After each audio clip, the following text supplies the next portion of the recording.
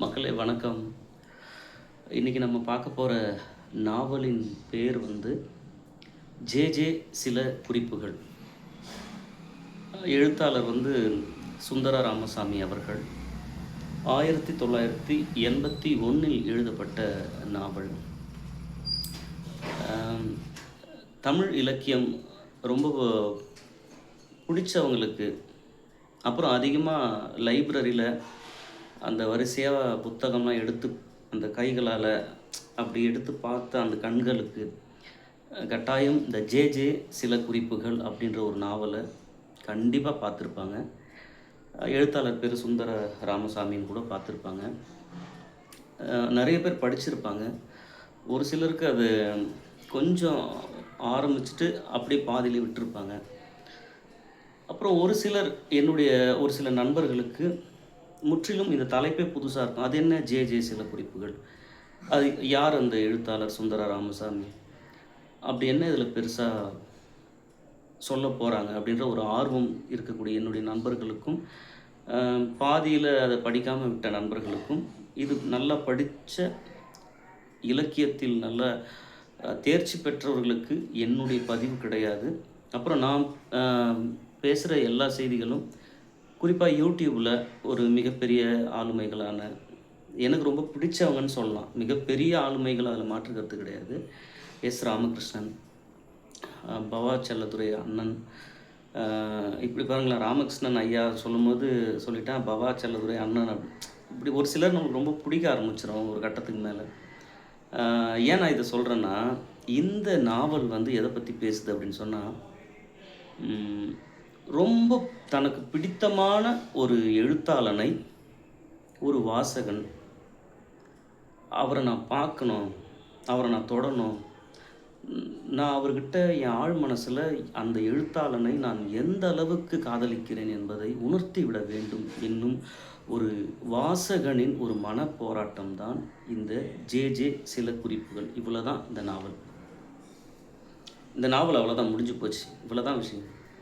So இதில் என்னென்ன தான் நேசித்த அந்த எழுத்தாளனை இந்த வாசகன் சந்தித்தாரா, தன்னுடைய உண்மையான அந்த அன்பை வெளிப்படுத்தினாரா என்பது தான் நமக்கு இருக்கக்கூடிய ஒரு ஐயம், ஒரு சந்தேகம். இதெல்லாம் நடந்துச்சா இந்த நாவலில் அப்படின்னு. வாங்க இந்த நாவலுக்குள்ளே பயணம் செய்யலாம். அது ஜேன்றது அவருடைய ஜோசப் ஜேம்ஸ், ஒரு எழுத்தாளர், மலையாள எழுத்தாளர் வச்சுங்களேன். அவருடைய ஜோசப் ஜேம்ஸ் என்ற அந்த பேர் தான் அந்த ஜே. அவரை பற்றின சில குறிப்புகள் இவ்வளோ தான். நாவல் எவ்வளோ அழகாக சுந்தரராமசாமி நமக்கு புரிய வச்சுட்டா இருப்பாங்க. ஜே பற்றிய ஒரு சின்ன சின்ன குறிப்புகள், அவ்வளோதான். யார் இந்த ஜேன்னா, மலையாளத்தில் ஒரு ஒரு புதுமையை விரும்பக்கூடிய, ஒரு சோசலிச சிந்தனையை, அதாவது தோழர்கள் சொல்லுவாங்க பாருங்கள், எல்லாமே நம்ம தோழர்கள் தான். ஒன்றும் இல்லை, லைட்டிங் கொஞ்சம் டிம்மாக போய் வருது, அதை பார்த்தேன். புதுமையை விரும்பக்கூடியவர்கள், கம்யூனிஸ்ட்டு அந்த தாட்ஸு இதெல்லாம் விரும்பக்கூடிய ஒரு எழுத்தாளர். இந்த நாவல் எப்படி தொடங்குது அப்படின்னு சொன்னால், மேதாபித்தனத்திற்கும் அற்ப ஆயுளுக்கும் அப்படி என்னதான் ஒரு தொடர்போ, இப்படி தான் தொடங்குது. ஏன்னா இந்த ஜே என்ற அந்த எழுத்தாளர் வந்து ரொம்ப சின்ன வயசில் ஒரு 39 வயசில் இறந்துட்டுறாரு. இந்த சுந்தர ராமசாமின்ற இந்த மாபெரும் எழுத்தாளர் வந்து கேட்குறாரு, புதுமை பித்தன், கூப்பா ராசகோபாலன், அழகிரிசாமி, இது போன்ற பெரிய ஆளுமைகள் எல்லாம் ரொம்ப சின்ன வயசுலேயே இறந்து போய்ட்றாங்களே, பாரதியார் உட்பட. இவங்கெல்லாம் ரொம்ப சின்ன வயசுல இறந்துடுறாங்க. ஆனால் இவங்கெல்லாம் ஒரு இன்டலெக்சுவல் அறிவு ஜீவி. இந்த எழுத்தாளரும் சின்ன வயசில் இறந்துடுறாரு. இதை அவரால் ஏற்றுக்க முடியல. இதில் நான் புரிஞ்சுக்கின ஒரு செய்தி என்ன அப்படின்னு சொன்னால், பெரிய பெரிய செலிப்ரிட்டிலாம் இருப்பாங்க. அந்த செலிப்ரிட்டி உங்களுக்கு ரொம்ப பிடித்தவர்களாக இருப்பார்கள். நீங்கள் அவங்கள ஃபஸ்ட்டு அவங்கள போய் பார்க்க போகிறீங்கன்னு வைங்களேன், உங்கள் ஆழ்மனசில் இருக்கக்கூடிய நீங்கள் உங்கள் காதலியை இல்லை உங்கள் காதலனை நீங்கள் மீட் பண்ண அந்த ஃபஸ்ட் டைம், அதை விட ரொம்ப ஆர்வத்தை ஏற்படுத்தக்கூடியது நீங்கள் உங்கள் ஆழ்மனதில் ஒரு பெரிய மனிதரை, ஒரு பெரிய எழுத்தாளரை, பெரிய நடிகரை, ஒரு பெரிய கால்பந்து ஆட்ட வீரனை ஒரு ஒரு கிரிக்கெட்டர் இவங்களெல்லாம் நீங்கள் ஃபஸ்ட் டைம் நீங்கள் உங்களுக்கு பிடித்தமானவர்களை போய் பார்க்கும் பொழுது, அவங்கள பொறுத்தவரையில நீங்க கோடி பேர்ல ஒரு ஆளு. ஆனா உங்களுக்கும் அவங்க வந்து ப பயங்கரமான செலிபிரிட்டி. உங்க இருதயத்திற்கு அருகாமையில் உள்ளவர்கள். அந்த நேரத்தில நீங்க நெனைக்கிற அந்த உங்களுடைய முகக்குறிப்ப பார்த்தாவது அந்த ஒரு செலிபிரிட்டி, ஹாய், ஹலோ அப்படின்ட்டு ஒரு கை குடுக்குறது, ஒரு சின்ன ஹக் பண்றது, இதெல்லாம் உங்க வாழ்க்கையில நடந்துட்டா அது ஒரு ஒரு பெரிய ஆனந்தமான நொடி அது.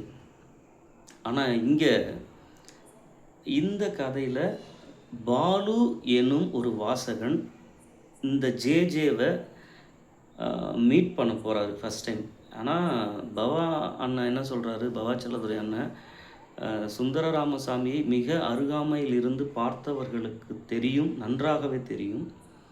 இந்த ஜேஜே சில குறிப்புகள் எனும் நாவலில் வரக்கூடிய வாசகன் பாலு என்பவர் வேறு யாரும் கிடையாது.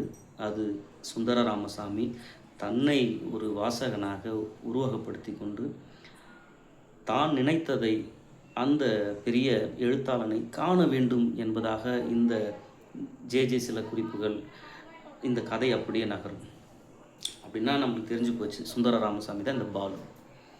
முதல் முறையாக பார்க்க போறாரு. ஆனா இதில சுந்தர ராமசாமி இந்த உளவியல் தெரிந்த எழுத்தாளர் என்பதை நான் எப்படி உணர்ந்தேன் அப்படின்னு சொன்னா, இந்த ஆள் பாதி ஆடை பாதின்னு சொல்லுவாங்க மக்களே. நம்ம என்னதான் இன்சைடு அவ்வளோ லவ்வோட ஒரு ஒரு புதிய ஆட்களை பார்க்கும்பொழுது, நம்ம எப்படி இருக்கிறோன்றத எதிர்ல இருக்கிறவங்க எல்லாரும் கிடையாது. இதுக்கெல்லாம் அன்னை தெரேசாலாம் விதிவிலக்கு. அவங்க அகத்தின் அழகை தான் பார்ப்பாங்க. திருவள்ளுவரும் இதுக்கு விதிவிலக்கு. "புறத்துறுப்பெல்லாம் எவன் செய்யும் யாக்கை அகத்துறுப்பில் அன்பில் அவர்க்குன்னுவாரு." எவ்வளோதான் அழகா இருந்தாலும் இதயத்தில அன்பு இல்லைன்னா நீங்கள் ஒண்ணுமே இல்லைன்றவர். ஆனா இந்த ஜேஜே வந்து இந்த பாலுன்ற வாசகனை எப்படி பார்க்குறாராம், ஒரு குள்ளமான உருவமாக, ஒரு கூன் வளைந்த ஒரு உருவமாக, ஒரு நோயுற்ற ஒரு ஒரு மனிதனாக ரொம்ப அலட்சியமா பார்க்குறாரு. இவர் ஒரு மலையாள எழுத்தாளர் அந்த ஜோசப் ஜேம்ஸ்ன்றவர். இவர் பாலு போயிட்டு, "நான் தமிழ்நாட்டிலேருந்து வரேன். உங்களுடைய பெரிய ரசிகன்." அவர் ஆரம்பிக்கிறதுக்கு முன்னாடி அவர் ஒரு வார்த்தை கேட்குறாராம். "உங்க தமிழா? தமிழ் லிட்ரேச்சரா? அந்த சிவகாமி அந்த சபதத்தை முடிச்சுட்டாங்களா?" அப்படின்ற மாரி ஒரு கிண்டலா கேட்குற மாதிரி. தமிழ் இலக்கியத்தில இப்படித்தானே ஒரு புனைவு ஒரு அப்படின்ற மாரி ஏதோ ஒண்ணு சொன்னோனே இவருக்கு முகம் மாறிடும். இந்த பாலுக்கு முகம் மாறிடும். இவர் ஆழ் மனசுல நெறைய எண்ணங்கள் எங்ககிட்ட த கிரேட்டஸ்ட் ரைட்டர் புதுமைப்பித்தன்லாம் எங்ககிட்ட தான் இருக்கிறாருன்னு இவரு சொல்றாரு. ஆனா அவர் காதுல விழல. ஏன்னா அவர் பெரிய செலிபிரிட்டி அந்த ஜேஜேன்றவரு. ஸோ அதோட அது அப்போ அவர் முடிவு பண்றாரு, இதுக்கு மேல இவரை நான் எவ்வளோ உயர்வா வச்சிருந்தேன். இவரை நான் பார்க்கணுன்னு ஆசைப்பட்டேன். அந்த எண்ணம் எல்லாம் தவிடுபொடியா மாறுது. மக்களே, நீங்க அப்படித்தானே ஒரு சிலர் உங்களுக்கு ரொம்ப பிடித்தமான ஒரு நபரை சந்திக்க போயிருப்பீங்க. அந்த தலைவா உன்னை எனக்கு ரொம்ப பிடிக்கும்னு ஏதோ ஒண்ணு சொல்ல முயற்சி பண்ணியிருப்பீங்க. ரொம்ப சாதாரணமா, அப்படின்னு ஏதோ ஒரு ஒரு செய்கை ஒண்ணு நடந்திருக்கும். அது நம்மள ரொம்ப காயப்படுத்திரும். "என்னய்யா அந்த ஆள நம்மளுக்கு எவ்வளோ பிடிக்கும். நம்ம முகத்த கூட என் முகம் சொல்லுதுல்ல, உன்னை எனக்கு எவ்வளோ பிடிக்கும். நீ கொஞ்சம் ஏறெடுத்து பார்க்க மாட்டியான்ற" மாதிரி பாலுவுக்கு நடந்திருக்கும். அப்புறம் ஒரு கட்டத்துக்கு மேல பாலு ஒரு பெரிய ரைட்டரா மாறுறாரு. ஒரு இன்விடேஷன் ஒண்ணு வந்திருக்கும் பாலு அவர்களுக்கு. அதாவது இந்த இந்த வேர்ல்டு லிட்ரேச்சர் பர்சன் எல்லாம் மீட் பண்ற ஒரு மீட் அது. அதில ஜேஜே வந்து அமர்வு தலைவராக இருக்கிறாரு. அதில இவரு போய் கட்டுரை வாசிக்கிற மாரி ஒரு சூழல் வரும். ரொம்ப எக்ஸைட்மெண்ட்ல கிளம்பி போவாரு. அங்க என்ன அப்படின்னு சொன்னா, அந்த பெரிய பெரிய ரைட்டர்ஸ்க்குலாம் தங்குறதுக்குலாம் ரூம்லாம் அலாட் பண்ணியிருப்பாங்க. இவரு ஒரு வளர்ந்து வரும் ஒரு எழுத்தாளர். இவருக்கு பாலுக்கு ரூம்லாம் கிடையாது. ஒரு சின்ன வராண்டால படுத்துட்டு இருப்பாரு. அப்போ ஒரு பெரிய ரஷ்ய ரைட்டர் வந்து இவருக்கு ஒரு கம்பளிலாம் குடுப்பாரு. அந்த அது சூப்பரா போகும் அந்த அந்த அந்த இடங்கள்லாம். இப்ப இவரு என்ன நினைப்பாராம், என் நாடு தமிழ்நாட்டுக்கு வந்துக்கிற ஒரு ரஷ்ய ரைட்டருக்கு ஒரு பெரிய ஏசி ஹால் இருக்கு. நான் ஒரு வராண்டால படுக்கிறேன். என்ன ஒரு பிச்சைக்காரன் போல பாவிச்சு அந்த ரஷ்ய ரைட்டருக்கு கம்பளி குடுக்குறான்ற மாரியான விஷயங்கள் எல்லாமே. அதுவும் அந்த ரிசப்ஷன்ல இருக்கக்கூடிய ஒரு அழகான பெண்மணி ரொம்ப அழகா ஒரு பொய் சொல்ற மாரிலாம் சுந்தர ராமசாமி வச்சிருப்பாரு. "ஓ! I'm so sorry sir. உங்களுக்கு இங்க ரூம் அலாட் ஆகல." அப்படியே ஒரு பவ்யமா, ஒரு நளினமா, அ இப்படியெல்லாம் இந்த அழகான பெண்கள் ரிசப்ஷன்ல இருந்து இவ்வளோ அழகா பொய் சொல்றாங்கல்ல, எனக்கு ரூம் இல்லன்றத இந்த இடங்கள் எல்லாம் வந்து உளவியலின் உச்சம். ஒரு ஒரு ரைட்டர் அப்படின்னு சொன்னா எல்லாமே எழுத்தாளர்கள் தான். அதில எனக்கு இந்த நம்பர் 1 மேல எனக்கு நம்பர் 1 புக்கு, நம்பர் 1 ரைட்டர் எனக்கு என்ன தகுதி இருக்குது? இதுக்கு மேலலாம் எனக்கு நம்பிக்கை இல்லன்னு சொல்றதுக்கு அப்படின்னு கூச்சப்படாம சொல்றேன். எனக்கு அது மேலலாம் நம்பிக்கை கிடையாது. அதெல்லாம் ஒரு அரசியல் ஒரு ஒரு அரசியல், அந்த நேரத்து அரசியல். இதுதான் நம்பர் 1 லிட்ரேச்சர். அப்படிலாம் எதுவுமே கிடையாது. அம் அதாவது சொல்லுவாங்க, ஒரு புத்திர சோகத்த விட ஒரு ரொம்ப மோசமான சோகம் அப்படின்னா, ஒரு படைப்பாளன் அவன் உயிரோடு இருக்கும்பொழுதே அவன் எழுதிய படைப்புகள் எல்லாம் பேசப்படாமல், படிக்கப்படாமல் இருப்பது அப்படின்னு முக்கியமான ஆட்கள்லாம் சொல்றாங்க. சுந்தர ராமசாமி சொல்லுவாருன்னு வைங்களேன். நான் யோசிச்சு பார்க்குறேன். நான் ஒரு வேள நம்ம எழுதுனதெல்லாம் எனக்கு அந்த சோகம் கிடையாது. ஏன்னா, மறுபடியும் அழுத்தமாக நானே சொல்றேன். மறுபடியும் சொல்றேன். நான் எழுதி இதை தமிழக அரசு வாங்கியிருக்கு. என்னுடைய படைப்புகள் வாசிக்கப்பட்டிருக்கு. என்னிடம் வந்து அந்த நீங்க எழுதுனீங்கல்ல, அது ரொம்ப நல்லா இருந்துச்சுன்னு சொல்லும்பொழுது, அ அந்த நொடி அழகானது. அது நம்ம கையில நம்மளுக்கு தெரியாம சில நேரங்கள்ல ஒரு பெரிய அமௌண்ட் கிரெடிட் ஆகும்ல. அ அதுக்கு ஈக்குவல்ன்னு சொல்லலான்னா, அதை விட ஒரு படி மேலானது. அப்படி இந்த எழுத்தாளர்கள் உலகம் என்பது வேற. அவங்களுக்குள்ள இருக்கக்கூடிய ஒரு சின்ன சின்ன அழகான அது சூப்பர் ஈகோன்னு தன்முனைப்பு. "நீ என்ன அவமானப்படுத்திட்டல்ல." அ நான் எ நான் ஒரு பப்ளிகேஷன்கிட்ட கேட்குறேன், "ஐயா என் புக்கு நீங்க வெளியிடுறீங்களான்னு?" அப்போ அவங்க என்கிட்ட கேட்டது, அ "யார் படிக்க போறாங்க? வேணா ஸ்டூடண்ட்டுக்கு வேண்டிய மெட்டீரியல் ரெடி பண்ணுங்க. அதில நல்லா சம்பாரிக்கலாம்ன்னு." ஒரு முதல் முறையாக எழுதணும்னு ஒரு ஆசைப்படுற ஒரு எழுத்தாளனுக்கு நம்ம சூழல்ல கிடைக்கக்கூடிய எல்லாரும் எழுதுறது கிடையாதுல்ல. யாரோ ஒரு ஆள் எங்கேயோ எழுதிட்டு இருக்கான். ஆனா அவனும் வந்து "நீ குடு நான் அத பார்க்குறேன். நான் வந்து பரிசோதனை செஞ்சுட்டு அது சரின்னா நான் வாங்கிக்கிறேன்னு" சொல்லும்போது, எனக்குள்ள வந்த ஒரு சின்ன தன்முனைப்பு தான். "அட போங்கய்யா" அப்படின்னு சொல்லிட்டு நானா உருவாக்குன முகிலன் பதிப்பகத்தில நானா போட்டேன். அது கிடைச்சிருச்சு. ஒரு தன்னிறைவு அவ்வளோதான். 100 சிறுகதைகள் எழுதியதுக்கு அப்புறம் தான் நான் இப்போ பல எழுத்தாளர்கள வாசிக்கிறேன் நான்.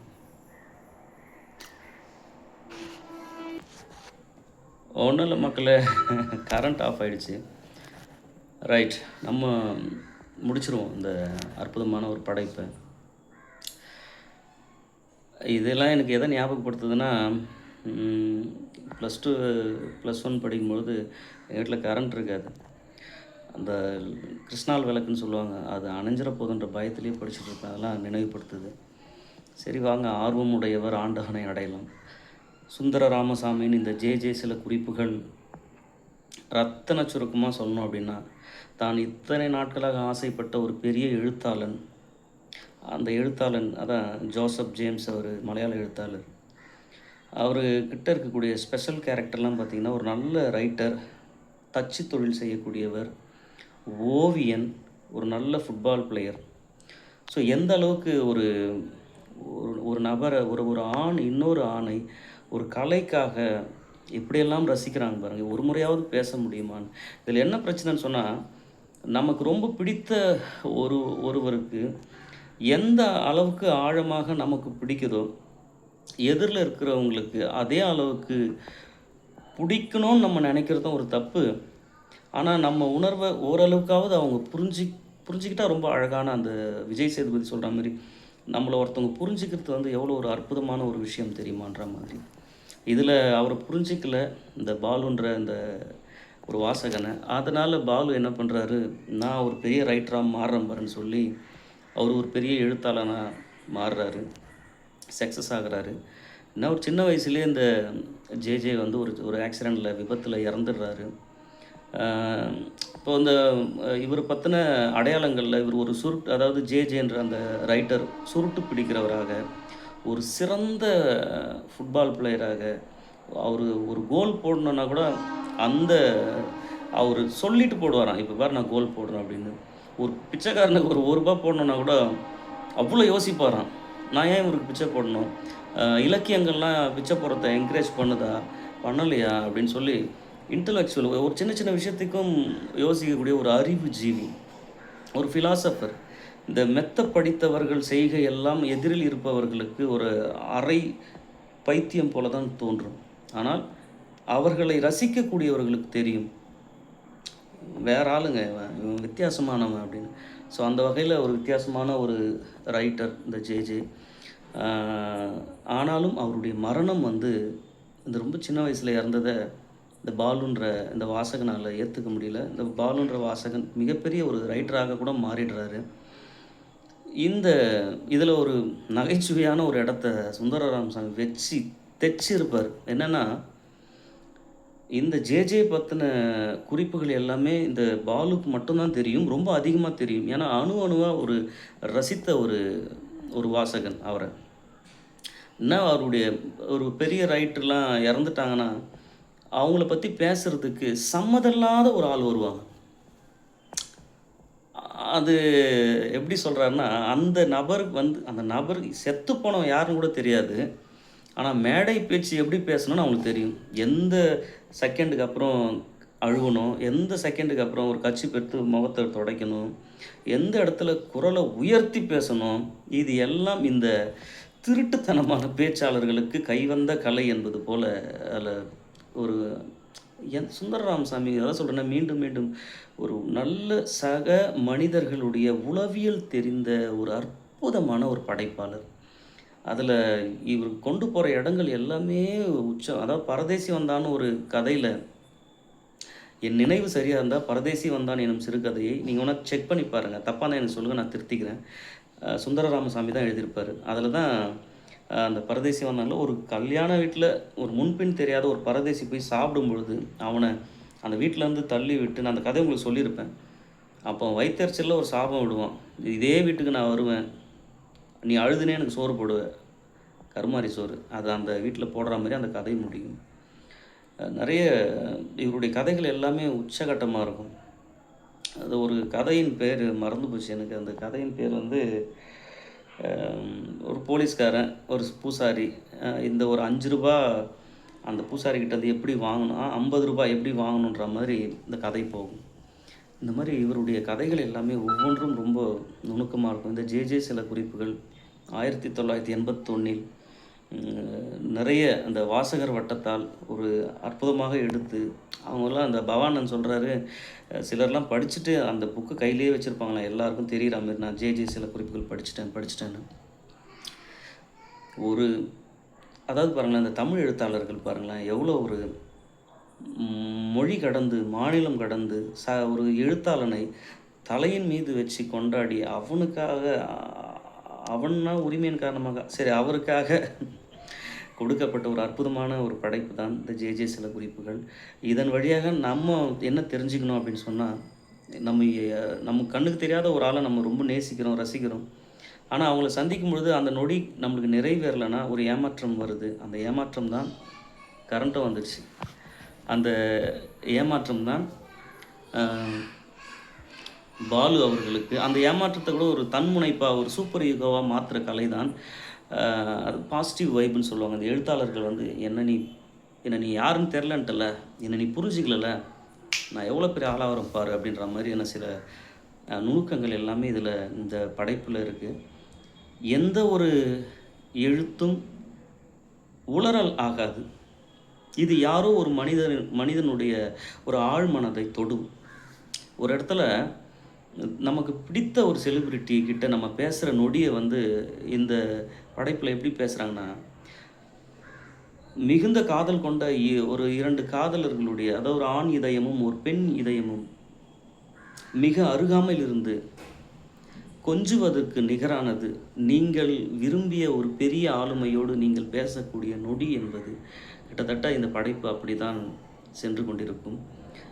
இதில் இடையிடையே சுந்தர ராமசாமி அவர்கள் தன்னுடைய அந்த நகைச்சுவை கலந்த யதார்த்த உண்மைகளை, குறிப்பாக அந்த ரிசப்ஷனில் இருக்கக்கூடிய அழகான பெண்கள் சொல்லக்கூடிய கேவலமான பொய்களை சிரித்து கொண்டே அவர் அணுகும் விதம், அப்புறம் ஒரு வளரக்கூடிய ஒரு எழுத்தாளனுக்கு கிடைக்கக்கூடிய ஒரு மரியாதையே இல்லாத ஒரு நிலையை அவர் காட்டுற விதம், அப்புறம் தான் நேசித்த, ரசித்த ஒரு மிகப்பெரிய ஒரு ரைட்டர்.